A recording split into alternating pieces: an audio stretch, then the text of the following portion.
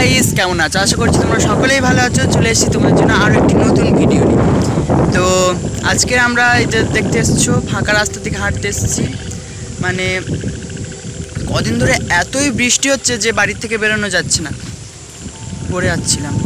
কদিন ধরে এতটাই বৃষ্টি হচ্ছে যে বাড়ির থেকে বেরোনো যাচ্ছে না। তো আজকের বিকালে একটু বৃষ্টিটা কমেছে, তো ভাবলাম চল চার ভাই বোন মিলে সবাই মিলে হাঁটতে যাই ফাঁকা রাস্তার দিকে। ওদিকে ঢালাই রাস্তা, ইটের রাস্তা আছে, আমরা একটু ওইগুলো ক্রস করে মাটির রাস্তার দিকে এসেছি। গ্রামের দিকে তো জানো শাক কিনে খেতে হয় না। তো দেখতে পাচ্ছ, এই দেখো একটা ভাই, হাই কর, কি শাক তুলতেছি বলে দে। কেউ চলাচল হয় না। এই যে দেখছো মাঠের পর মাঠ, মাঠের পর মাঠ, এগুলো শুধু চাষ হয়।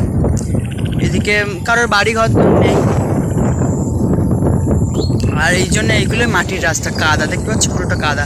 এগুলো শুধু দেখো চারপাশে বাঁধা, এগুলো ধান চাষ হয় বর্ষাকালে। গাইস, কত কুলপো শাক হয়েছে আমাদের এদিকে। দেখো কুলপো শাক বাঁধার পর বাঁধা, খালি কুলপো শাকে দেখো কত কুলপো শাক তুলেছে। চলো আর একজন কুলপো শাক তুলছে, তোমাদেরকে দেখাই।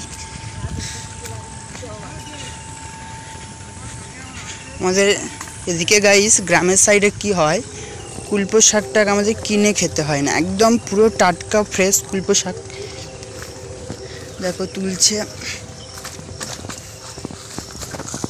দেখো গাইস, কুলপো শাক কত হয়েছে দেখো, এগুলো পুরো শাকে ভর্তি। দেখো তুলে ছাতার মধ্যে ভরছে কুলপো শাক।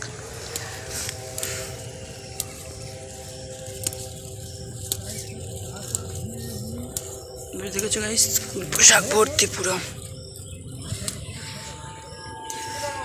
কদিন ধরে প্রচুর বৃষ্টি হচ্ছে, যার জন্য বাড়ি থেকে বেরোতে পারছি না। আজকে এই বিকালে একটু বৃষ্টিটা থামলো, যার জন্য আমরা একটু বিকালে হাঁটছি। তো ভাবলাম কেন শুধু শুধু হাঁটবো, আর শাকও প্রচুর হয়েছে, শাক নিয়ে যাওয়া হোক। চলো এবার বাড়ির দিকে যাব। সবার শাক তোলা মোটামুটি কমপ্লিট, এই দেখো সবাই চলে আসছে, শাক তোলা কমপ্লিট। তো চলো, এই ভাইটাও শাক তোলা হয়ে গেছে, এবার আমরা বাড়ির দিকে যাব।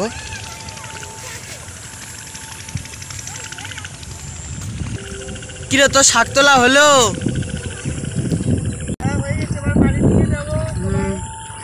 তো গাইস, এবার আমরা বাড়ির দিকে যাব। আর ভিডিওটা এই পর্যন্ত। যদি ভালো লাগে তাহলে একটি প্লিজ লাইক, কমেন্ট আর সাবস্ক্রাইব করে দেবেন। বাই।